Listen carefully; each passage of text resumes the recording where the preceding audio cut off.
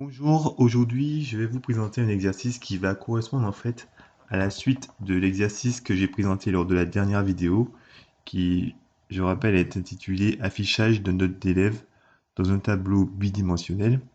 Donc, euh, si vous voulez continuer de regarder cette vidéo, je vous conseille de regarder la vidéo que j'ai réalisée juste avant.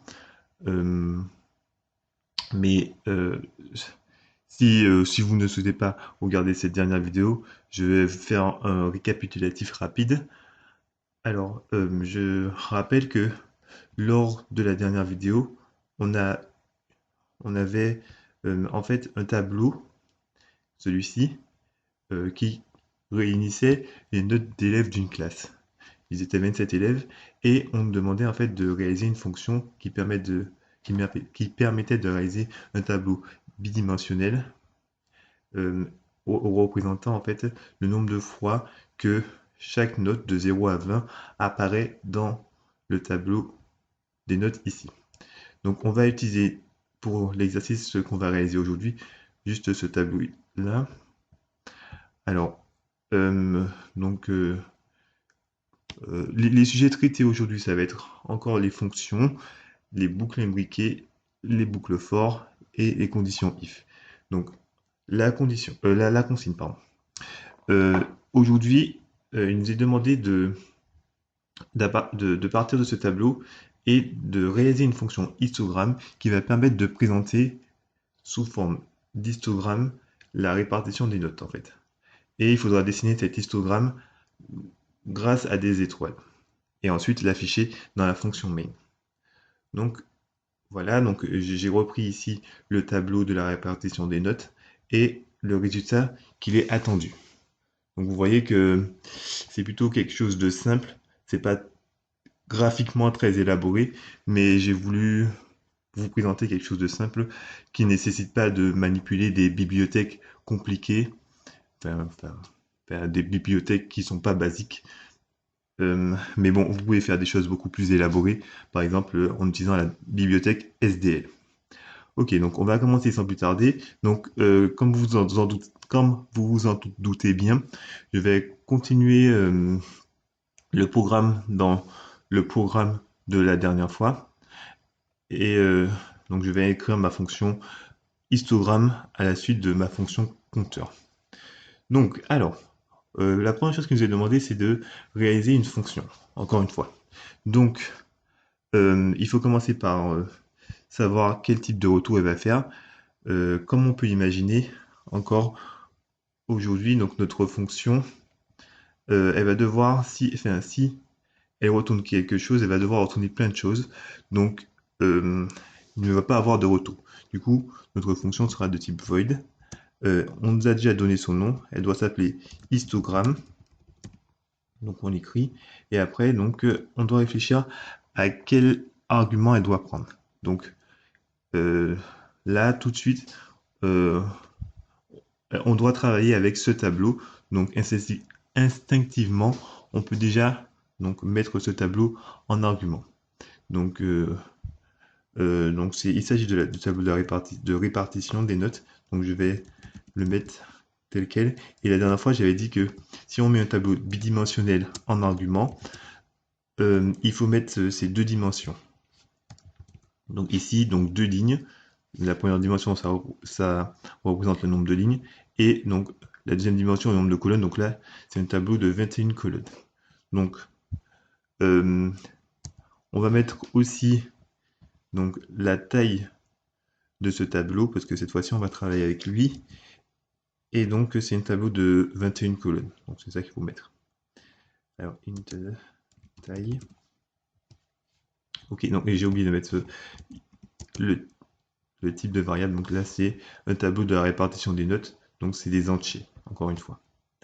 Ok. Donc, ensuite, une fois qu'on a fait ça, on peut écrire notre, notre corde de fonction. Alors, euh, réfléchissons. Qu'est-ce qu'il nous est demandé de faire? Il nous est demandé de dessiner un histogramme. Donc, ce qu'il va falloir faire, c'est le dessiner en programmation C, c'est-à-dire le dessiner de haut en bas puisque en programmation C, les résultats sont affichés ligne par ligne et aussi de gauche à droite. Comment on va faire ça? La première chose qu'on va devoir dessiner, c'est le plus grand bâton d'histogramme. Et donc, il faut d'abord chercher, on va d'abord chercher la note qui apparaît le plus de fois dans le tableau de la répartition des notes. Donc, ici, on voit que c'est la note 0. Et donc, nous, on va faire, on va écrire une instruction qui permet de la rechercher automatiquement. Donc, ce que je vais faire d'abord, ça va être de déclarer une variable max qui va prendre ce maximum. Donc, ce sera une variable de type entier, donc int, et je vais l'appeler max.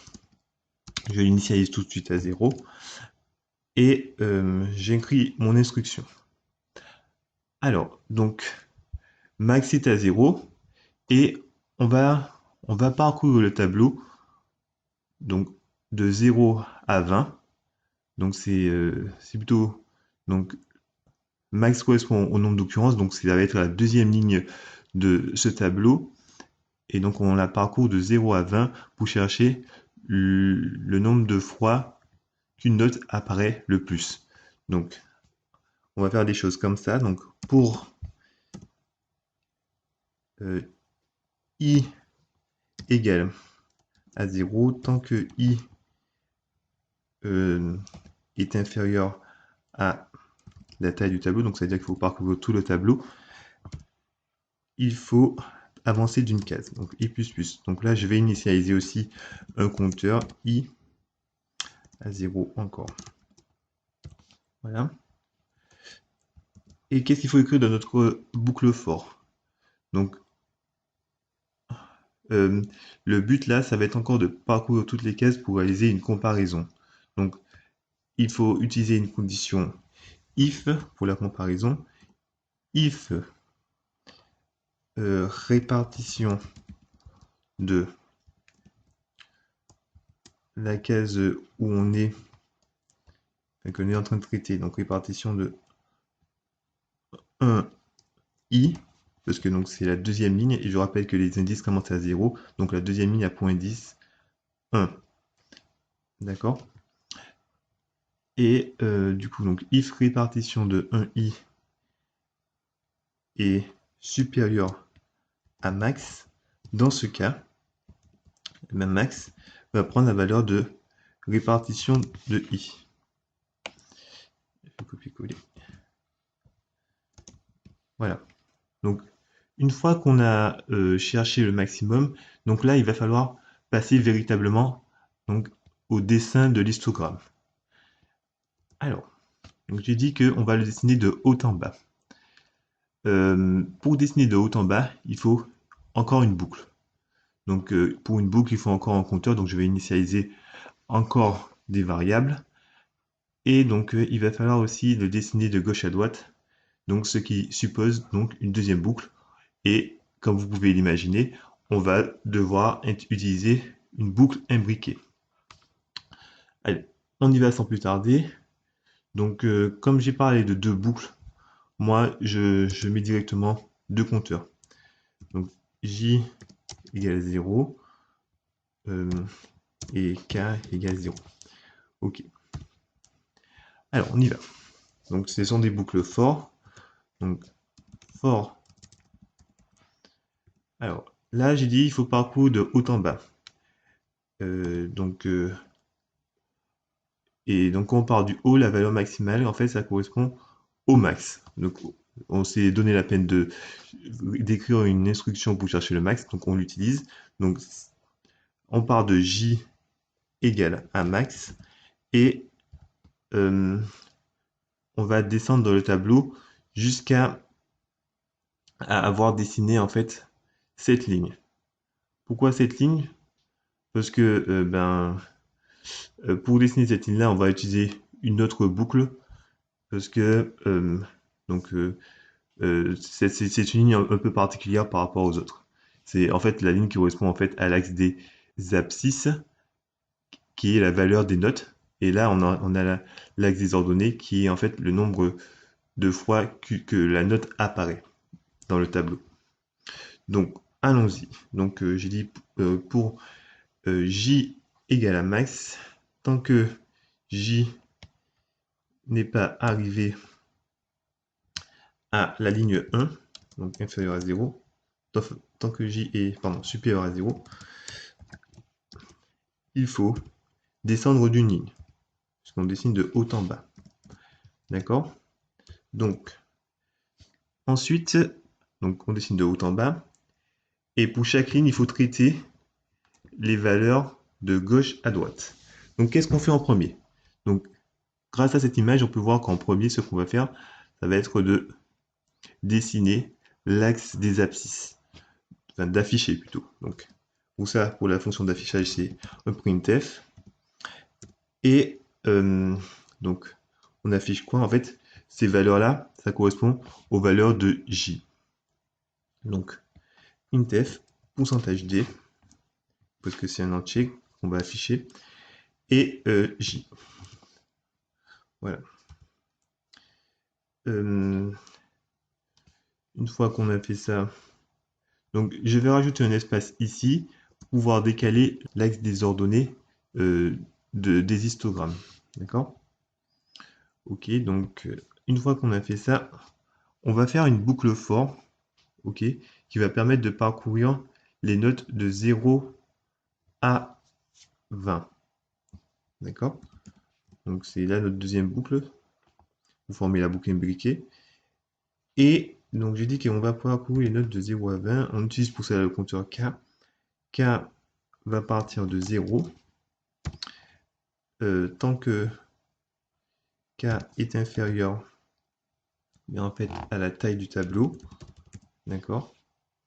On va faire K++, c'est-à-dire qu'on va avancer d'une case. Et à ce moment-là, on va faire quoi? On va dessiner une étoile ou un espace. Dans quelle situation on dessine une étoile? On dessine une étoile si en fait le nombre de fois qu'apparaît la note qu'on traite, par exemple 0. Donc d'après ce tableau, on voit qu'il apparaît 4 fois. Donc si le nombre de fois qu'apparaît la valeur qu'on traite est supérieur ou égal donc, à la ligne en cours. Par exemple, donc si on prend 0, donc 0 déjà, c'est bon, c'est pas forcément un bon exemple, mais c'est la valeur qui apparaît le plus de fois. Et, euh, du coup, donc, au niveau de la ligne 4, comme elle apparaît 4 fois, donc enfin, pour elle, on va afficher une étoile. Alors que si on prend la valeur 6, par exemple, donc la valeur 6 apparaît une seule fois. Du coup, quand on est à la ligne 4, donc le nombre de fois qu'elle apparaît étant inférieur à la valeur de la ligne, strictement inférieur, on va afficher un espace. Quand on est à la ligne 3, c'est pareil. Quand on est à la ligne 2, c'est pareil. Quand on est à la ligne 1, donc le nombre de fois que 6 apparaît est égal au nombre de fois, à la valeur de la ligne, pardon. Donc, on doit afficher une étoile. Donc vraiment, c'est supérieur ou égal. Et aussi, le supérieur est important parce que si on affiche uniquement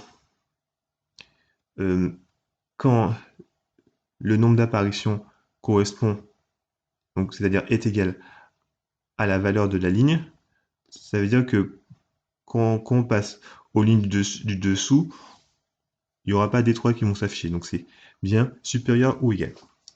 Donc alors, je vous montre comment on fait.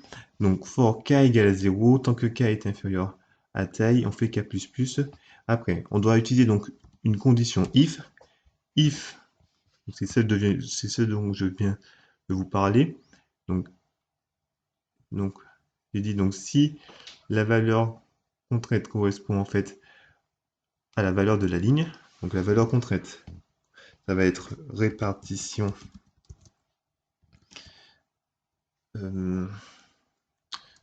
Donc c'est la deuxième ligne du tableau, c'est ici, hein. Et comme on parcourt les valeurs de 0 à 20, donc avec le compteur K, donc si cette valeur est supérieure ou égale à donc le numéro de la ligne est donné par J ici. Donc dans ce cas, on va afficher une étoile. OK. Et je mets aussi une tabulation pour pouvoir décaler les notes entre elles. Mais bon, ça, c'est pas forcément obligé de le mettre. D'accord. Et du coup, une fois qu'on a fait ça, voilà. Normalement, ça affiche une étoile. Donc, du coup, ça va afficher une étoile pour toutes les valeurs qui sont supérieures ou égales au numéro de la ligne. Et il faut mettre le else aussi, sinon ça fonctionne pas. Sinon, ça va afficher un espace. Printf, espace, et là encore, je mets la tabulation. Voilà. Donc, une fois qu'on a traité toutes les notes de 0 à 20, on doit passer à la ligne du dessous. Donc c'est là qu'on traite les notes. C'est dans cette boucle for qu'on va traiter les notes de 0 à 20. Donc, c'est-à-dire qu'une fois qu'on sort de cette boucle for, il faut passer à la ligne dessous, c'est-à-dire afficher un saut de ligne. Donc, on le met ici, directement. Voilà. Et ainsi, donc, grâce à cette boucle-là, on va passer à la ligne du dessous. Et normalement, grâce à ça, on va pouvoir dessiner l'histogramme de haut en bas et de gauche à droite. Donc, cependant, c'est pas fini, parce que là, je rappelle qu'on n'a pas dessiné la dernière ligne de l'histogramme, qui correspond en fait à l'axe des abscisses, je rappelle. Alors, il faut la dessiner. Donc, pour cela, on va utiliser encore une boucle for, mais avant, regardez ici, on voit qu'il y a un espace. Donc, on va commencer par dessiner cet espace. Print f. Donc je mets deux espaces parce qu'il y a un espace qui correspond à l'espace qui est en dessous des valeurs et un espace qui sépare l'axe des ordonnées de l'axe des abscisses. Donc je mets deux espaces. Et ensuite, donc je fais ma boucle for. Donc j'ai déjà utilisé tous mes compteurs. Donc pour cette boucle for, je vais encore utiliser un autre compteur. L. Je vais initialiser donc à 0 pour être propre. Et donc, avec cette boucle for, je vais dessiner l'axe des abscisses. Donc, for L égale à 0. Donc, parce que l'axe des abscisses, en fait, ça correspond aux notes de 0 à 20. Du coup, il suffit d'afficher les notes de 0 à 20. Donc, on va de 0 à 20 en avançant de 1 à chaque fois. Donc, for L égale 0. Tant qu'on n'arrive pas à la taille du tableau, en fait, donc taille, il faut faire L++. Ok. Donc, j'ai dit qu'on doit afficher la valeur de la note, donc c'est L ici, pourcentage D. Et je rappelle que les notes sont séparées par des tabulations, donc ne pas oublier cette tabulation. Et on met L. D'accord. Donc voilà, une fois qu'on a fait ça, donc normalement on a fini. Grâce à ces instructions, on peut afficher notre histogramme. Moi, je mets encore un saut de ligne, bon, histoire que ce soit bien aéré. Et voilà. Donc, cependant, là, on a écrit notre fonction histogramme. Il nous reste encore à réaliser cette instruction qui consiste à afficher l'histogramme dans la fonction main. Donc, pour cela, il suffit de faire appel à notre fonction histogramme et on lui passe les arguments qu'elle nécessite, c'est-à-dire le tableau répartition et la taille. Donc ici, on dit que ça doit correspondre à la taille du tableau répartition, donc c'est 21. Voilà. Et normalement, là, si tout se passe bien, ça va afficher un histogramme. Donc on vérifie ça tout de suite. Donc comme la dernière fois, comme il s'agit d'un affichage qui est quand même assez large, je vais l'afficher en ligne de commande. Donc voilà. Donc, oh, alors, problème de compilation. 2 secondes.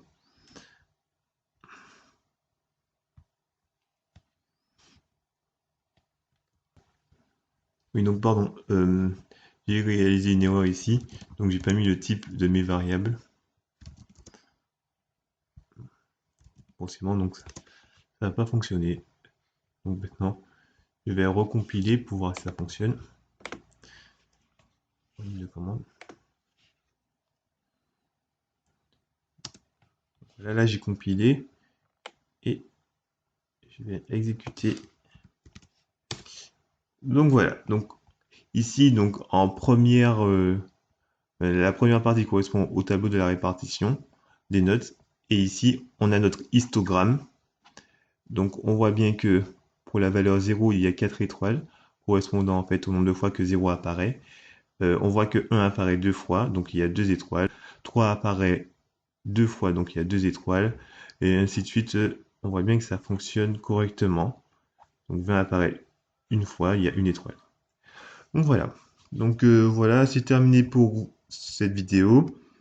J'espère que ça vous aura aidé, que vous aurez aimé. Si vous avez aimé, abonnez-vous et likez. Et puis si vous n'avez pas aimé, je suis désolé. Je vous souhaite bonne continuation et puis à la prochaine vidéo. Au revoir.